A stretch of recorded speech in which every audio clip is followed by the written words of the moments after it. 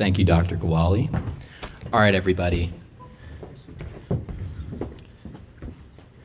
So, to introduce ourselves, we're Team High Performance, and we built the contract wizard for performance contractors. Now, I'd love to tell y'all more about it, but first, I'm going to let the team introduce themselves.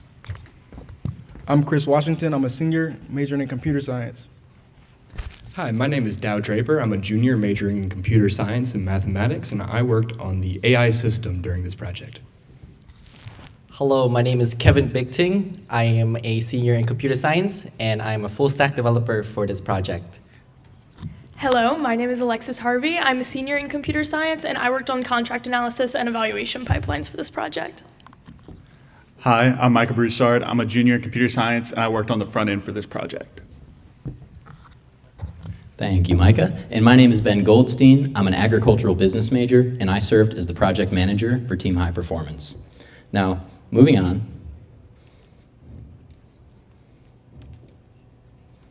Or trying to move on. There we go. All right, so who are performance contractors? I know we got a good bit of introduction earlier today, but just to kind of get started and bring those juices flowing back, performance contractors is an industrial contractor.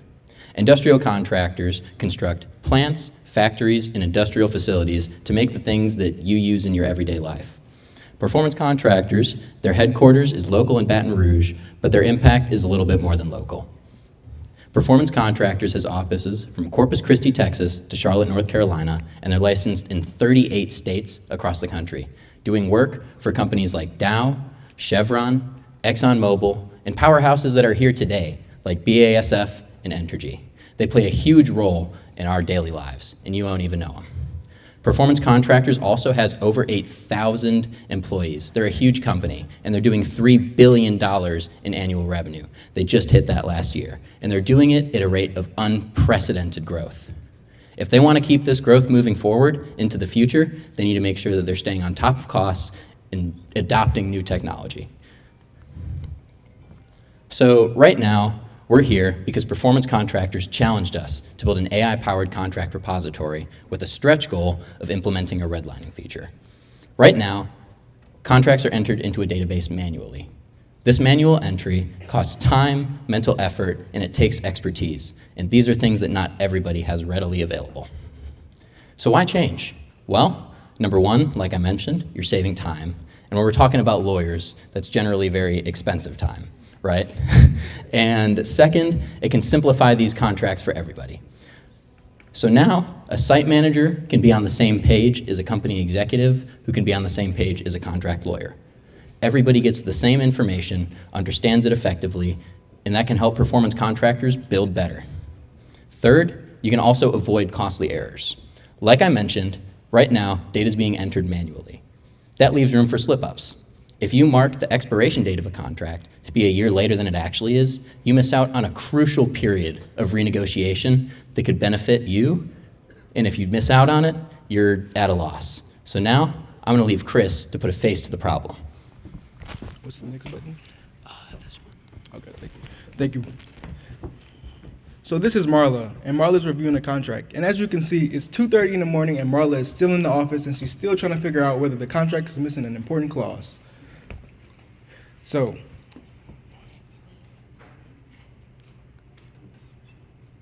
this is what it's like reviewing a contract today. The process is slow, tedious, and exhausting, and Marla doesn't like this, and neither does Performance. So we were tasked with building an AI-powered contract repository.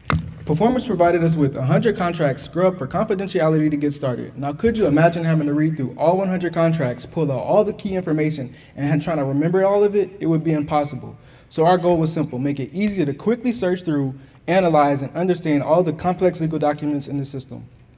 So instead of spending hours going through dozens or hundreds of pages, our project will analyze each document, break it down, and make it searchable in minutes so that you can have your answers in seconds. Now I'm going to pass it to Dow to explain our technical workflow. Thank you very much, Chris.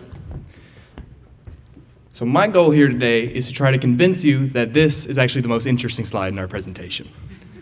I know it looks very complicated, but I'm going to break it down for you into 3 easy steps so that we can take one core component out of each of them. Here at the top, we have where the user enters their question and it sends it to one of our experts. These experts are located here on the second layer. These are our agents. Each one of these agents is an expert in one particular domain of contract analysis. And they are provided the correct abilities to do this through our third layer, which are our tools. And these tools give our agents the right tools for the right jobs, right? So you wouldn't cut through a 2x4 with a chainsaw. And similarly, we wouldn't give something like the summarization agent the ability to create files because it would never need to create files, and that can only lead to error in the future.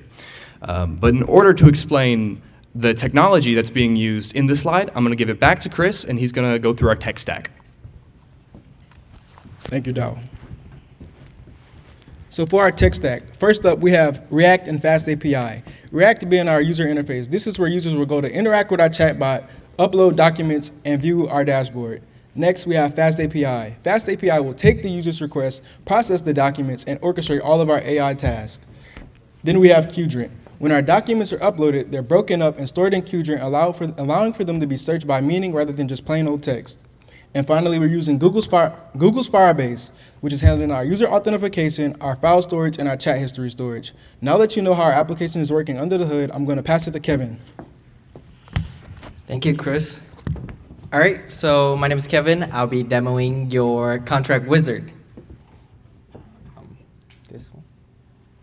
All right, so once you log into a website, you're going to be met with the Document Assistant home. This is our homepage. This is also where our chatbot is going to be hosted. So for example, here, you can click on these 4 documents, create new chat. Your chatbot is going to greet you, and let's ask it a question. So for this demo, I'd like to ask it the maximum liability comparison between all these contracts. And if you wait a second, it'll give you a response. Let's look at this response. First, it'll give you a summary. For example, document 96 has a 5% cap on liability, document 100, 10%. And then after that, it'll give you a quick comparison between all these documents, as well as your practical next step for your next action. All right, so we're done with the chatbot for now, and if you ever have any question about our website, you can always go to the FAQ section. It is under development right now, but for now you can ask a question about our chatbot. All right, now if you look in the top right, you see the File Explorer. Once you click on it, you get into our contract dashboard. This is where you'll be able to upload all of the documents and search through it. Let's look at the analytics page. This is where company executive will be able to look at a big picture overview of all of their contracts. For example, here is our key term report. This is the coverage of all of the key term across all of the contract. You can also see here the expiration watch list details, so you can see when the contract will expire. Last but not least, we also have, if you click on each document, you can go to the text version of it, which is the full content of a contract. And on the right side here, you see the list of key terms that this contract have. And every time you click on a key term, it will take you to where the key term resides on the contract, and it will highlight it for you so you can search for these key terms in the contract in seconds. And that is our demo, and I'll pass it on to Alexis to talk about the evaluation pipeline.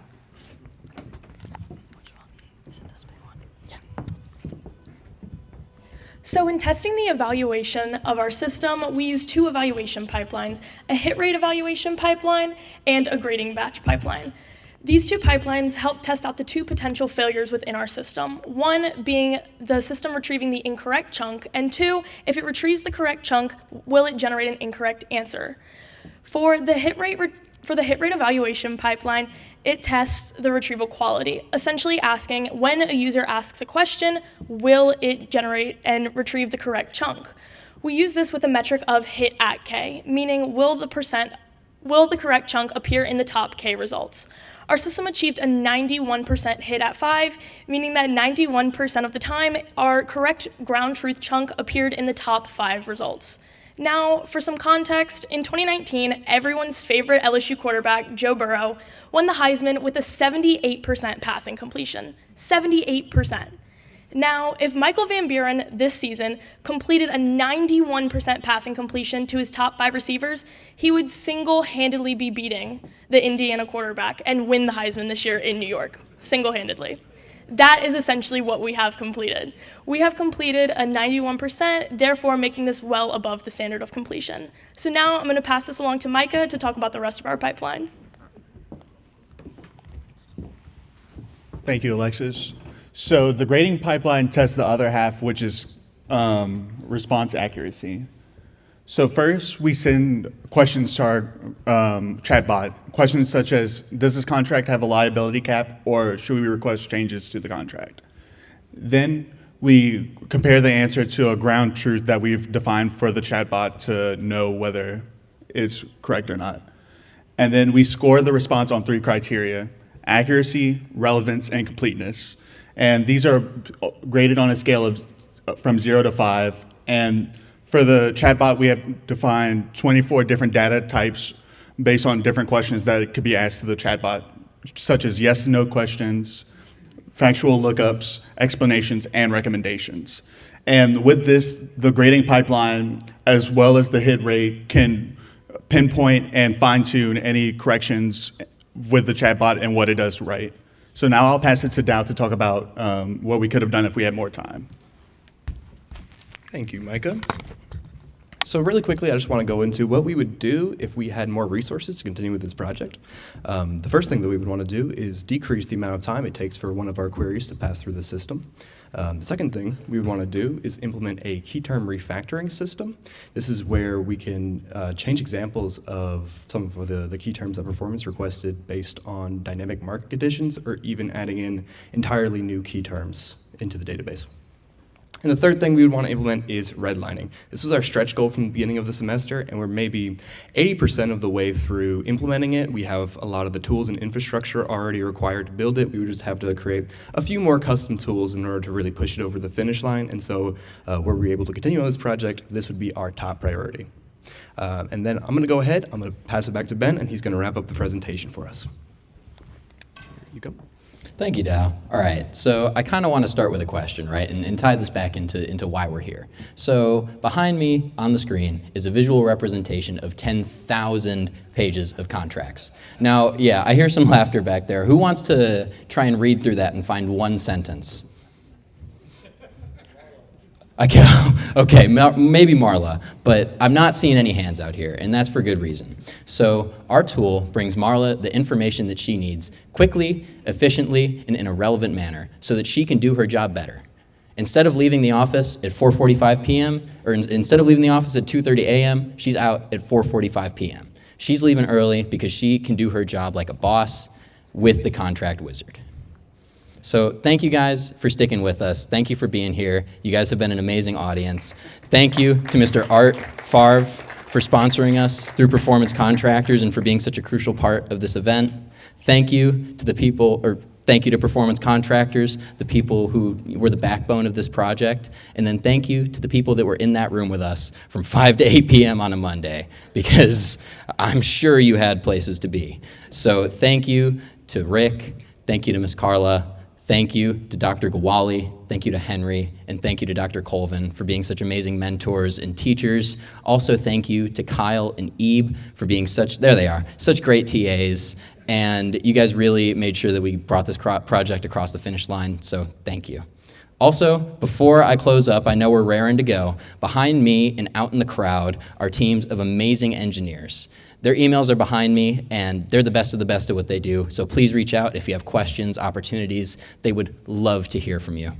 So yeah, that's all. Thank you guys for listening, and go high performance.